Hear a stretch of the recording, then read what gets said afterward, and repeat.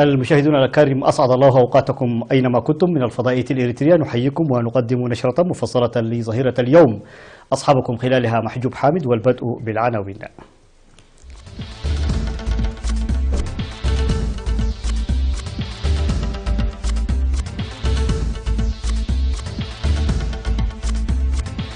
مسيرة إريتريا في هولندا،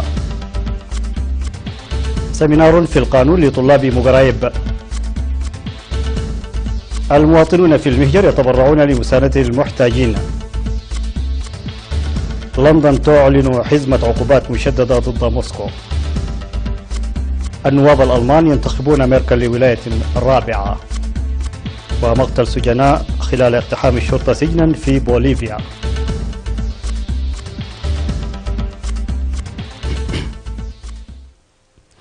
مرحبا بكم إلى تفاصيل النشرة. نظم الهولنديون من أصول إريتريا مسيرة حاشدة يوم 13 من مارس في مدينة لاهاي، تعبيرا عن احتجاجهم للعراقيل والعدائيات التي واجهت أنشطتهم الاجتماعية والشعبية في السنوات الماضية. وشارك في المسيرة التي نظمت تحت شعار التحدث معنا بدل التحدث عنا، شارك فيها أكثر من 2000 متظاهر من هولندا والقادمين من ألمانيا وسويسرا وبريطانيا وإيطاليا والسويد وإسرائيل ودول أخرى. وهدفت المسيرة التي استمرت من الساعة 9 صباحا وحتى 5 مساء إلى مقاومة الأسلوب غير العادل الذي اتبعته الحكومة الهولندية في السنوات الماضية ضد الإريتريين الهولنديين. وقدم الهولنديون من أصول إريتريا المشاركون في المسيرة مناشدة للحكومة الهولندية لاتباع أسلوب غير منحاز وعادل وإشراكي ضد وضعها سياسات تتعلق بقضاياهم لاحترام حقوقهم في المساواة بموجب دستور هولندا.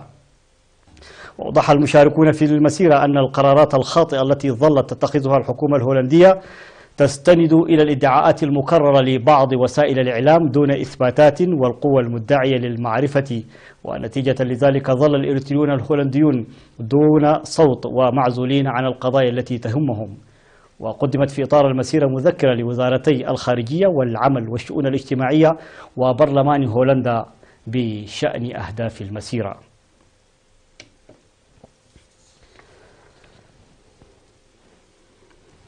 شاركت إريتريا في المعرض الدولي السياحي 53 الذي استضافته مدينة برلين الألمانية من 7 وحتى 10 من مارس، وشمل المعرض شرحا مصحوبا بالصور والمنشورات التي تعكس العوامل التي مكنت أسمر من الدخول في سجل التراث العالمي، ومعرض للصور عن الموارد السياحية في إريتريا وأنشطة تبرز جمال التعدد في إريتريا. ويعتبر معرض برلين السياحي الدولي السنوي من المنتديات الهامة التي تعكس الموارد السياحية للدول، وتشارك فيه سنويا حوالي 10,000 مؤسسة سياحية وخطوط جوية من 185 دولة، ويزوره حوالي 165,000 زائر.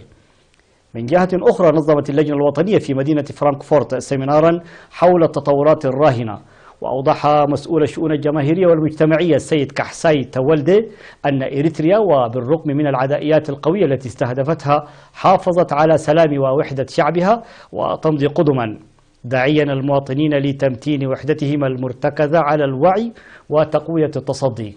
من جانبها أوضح مسؤول الشؤون القنصلية السيد يوهانس دبساي الخدمات القنصلية العامة وتقيير بطاقة الهوية وتعاون الأفراد والاتحادات لنجاح الخدمات القنصلية.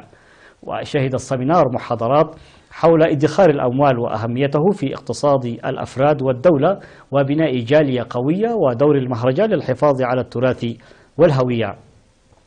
من ناحية ثانية، احتفل المواطنون المقيمون في مختلف الدول ب8 من مارس اليوم العالمي للمرأة، وقد تم الاحتفال بالمناسبة بفعاليات ومناشط مختلفة تعكس تاريخ وبطولات المرأة الإريترية في كل من لوس أنجلوس ولاس فيغاس وشيكاغو بالولايات المتحدة الأمريكية، وجدة والرياض بالسعودية وهولندا والإمارات العربية المتحدة والكويت وجوبا وجنوب أفريقيا وإسرائيل ومدن سويدية وإيطالية وألمانية والدنماركية.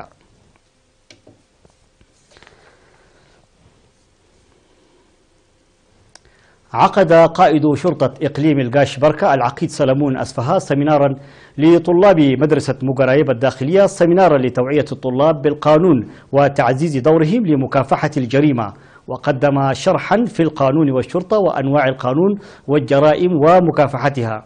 وقال إن المهام الرئيسية للشرطة تتمثل في مكافحة الجريمة والتحقيقات الجنائية ومتابعة السلامات المرورية، مؤكدا بأن تعاون المواطنين مع الشرطة يسهم كثيرا لمنع ارتكاب الجرائم.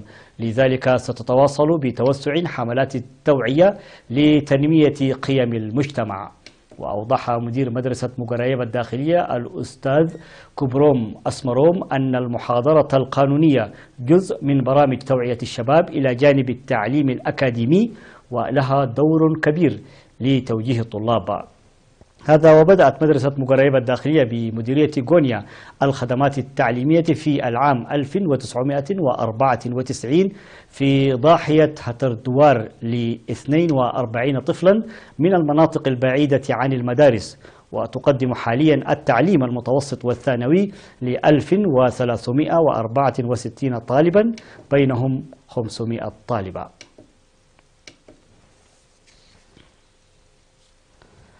قدم المواطنون المقيمون في مختلف الدول دعما ماليا لأسرة السيد صالح أحمد في مديرية مايميني التي تضم 5 أبناء معاقين.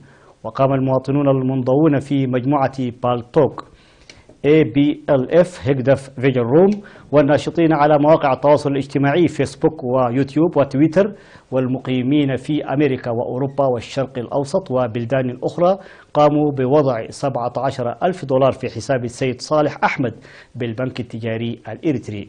وقال عضو المجموعة المقيم في السويد السيد دانيال هايلي أنهم اتخذوا المبادرة بعد متابعة وضع المواطن على التلفزيون الإريتري، موضحا بأن الدعم يعكس قيم التعاضد والتعاون للشعب الإريتري.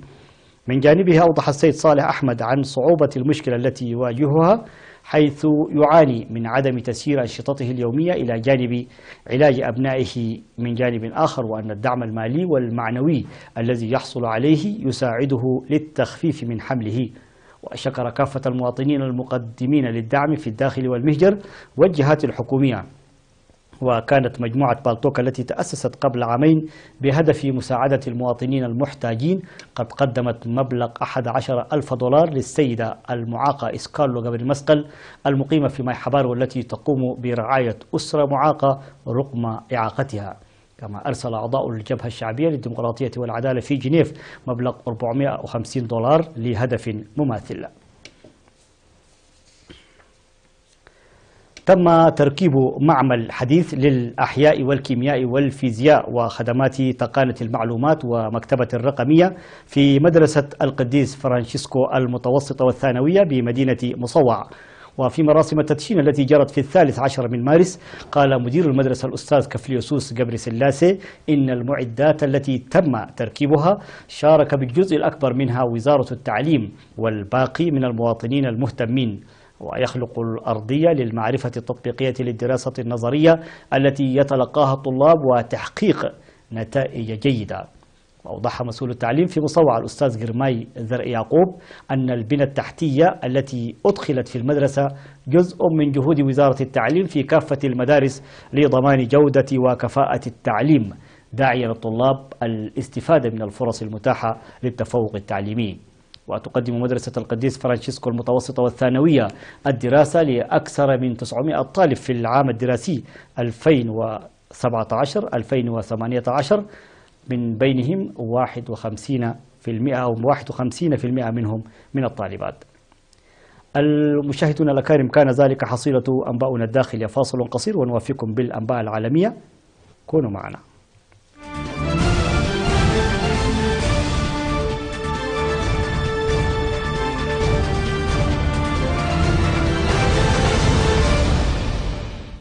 مرحبا بكم من جديد. وعلى الصعيد العالمي، أعلنت رئيسة الحكومة البريطانية تيريزا ماي في بيان أمام مجلس العموم حزمة من العقوبات ضد روسيا، من بينها طرد 23 دبلوماسيا وتعليق جميع الاتصالات عالية المستوى معها لدورها في التآمر لتسميم العميل المزدوج السابق سيرجي سيربال بقاز الأعصاب. وقالت رئيسة الحكومة إن أي من أفراد العائلة الملكية البريطانية أو أي مسؤول بريطاني رسمي سوف لن يحضر مباريات كأس العالم 2018 التي تستضيفها روسيا الصيف القادم. ونوهت ماي أنها لن تسمح لعملاء الاستخبارات الروس بالبقاء على الأراضي البريطانية في إشارة للدبلوماسيين المطرودين ومنحتهم أسبوعا لمغادرة البلاد. كما تحدثت رئيسة الحكومة عن عقوبات ستطال عدد من الأشخاص والمسؤولين والهيئات والشركات الروسية.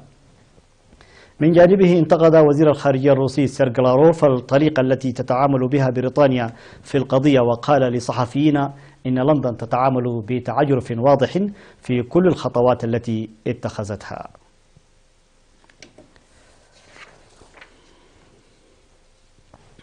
اختار النواب الألمان المستشارة الألمانية إنجيلا ميركل لفترة ولاية رابعة من المرجح أن تكون الأخيرة وقد تكون الأكثر تحديا إذ تتولى قيادة ائتلاف هش.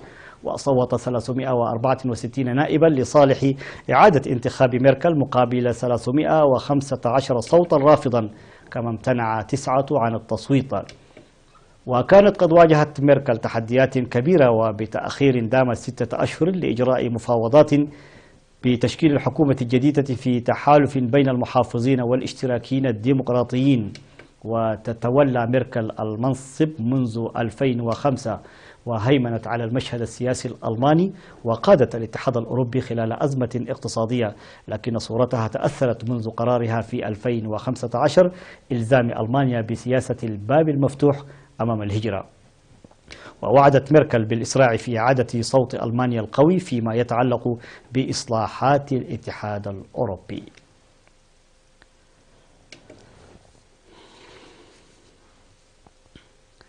أعلنت السلطات البوليفية مقتل 6 سجناء وإصابة 23 شخصا آخرين بجروح خلال اقتحام الشرطة سجنا في وسط البلاد. وقال نائب وزير الداخلية خوسيه لويس إن 6 أشخاص سجناء ممن قاوموا تدخل قوات الأمن قتلوا. من جهته قال قائد الشرطة ألفونسو موندوزا إن الاقتحام أسفر أيضا عن إصابة 18 سجينا و5 من أفراد الشرطة بجروح. وبحسب الشرطة فقد اقتحم حوالي 2000 عنصر من قوات الأمن سجن بالماسولا في ولاية سانتا كروز بعد أسبوع على حركة العصيان التي شهدها احتجاجا على قرار الحكومة منع الأطفال دون 6 سنوات من زيارة أقاربهم المسجونين. وأوضح قائد الشرطة أن عملية الاقتحام هدفت إلى البحث عن المخدرات والأسلحة التي يخفيها السجناء في زنزاناتهم. لاحقا بدا أن الأمن استتب داخل السجن، لكن خارجه اندلعت صدامات بين قوات الأمن وأقارب سجناء أتوا للإطمئنان إلى سلامة أقاربهم.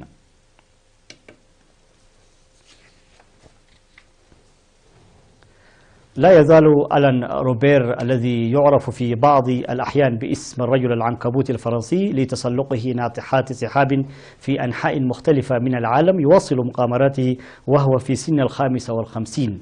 ويتسلق الرجل قمة الرابع أعلى مبنى في حي الأعمال الحديث في باريس يوم الأربعاء بعدما راوغ رجال الأمن الذين أحبطوا محاولة سابقة له.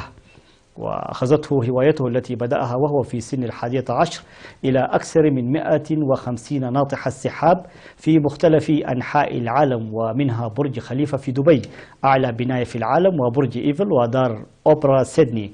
واحتاج الرجل ما يزيد قليلا على ساعة للوصول إلى قمة برج تورتوتال البالغ ارتفاعه 187 مترا، والذي يضم بعضا من مكاتب مجموعة الطاقة الفرنسية العملاقة التي تحمل نفس الاسم. وباستخدام حذاء مخصص للتسلق وطباشير تشبث الرجل بحروف النوافذ حتى وصل إلى قمة البناية المؤلفة من 48 طابقا.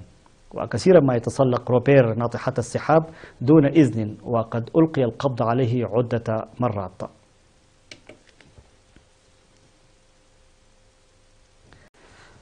نهاية النشرة، شكرا على حسن المتابعة وإلى اللقاء.